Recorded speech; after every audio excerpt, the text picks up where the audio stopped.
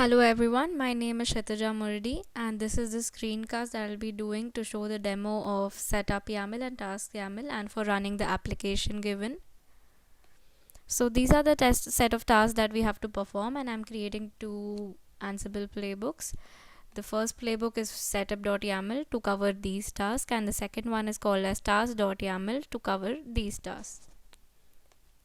So let me just tell you about my infrastructure setup. I'm using a Vagrant Ubuntu 16.04 machine, the Xenial version, and I'm providing some steps here so that the VM will come pre-installed with Ansible.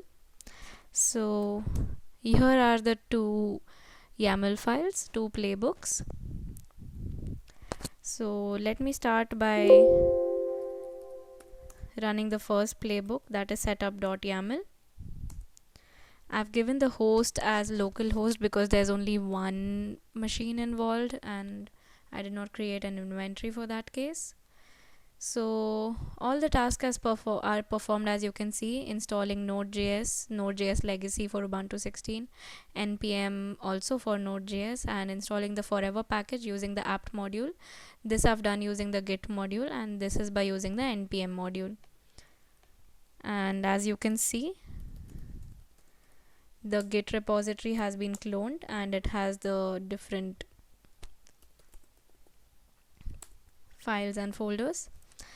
And now let me play the second playbook, that is task.yaml.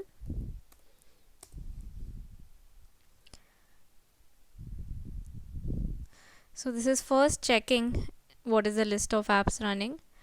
Then this is running the app using forever, and to ensure that all packages have latest version, I'm using the apt module and the state as latest. And to remove the content in temp folder, I'm using the shell module with the sudo rm-rf command. So let us see if the app is running or not. That is basically running forever start main.js on the port 3000. I'm using 3000. You can use any other port too. So let us just see if main.js is running or not.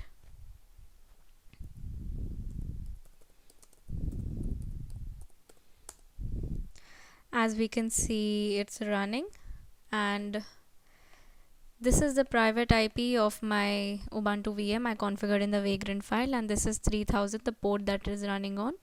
So it will say hello from a random port as per the script given in main.js, and this proves that the application is running from the repo that we cloned by running forever start main.js.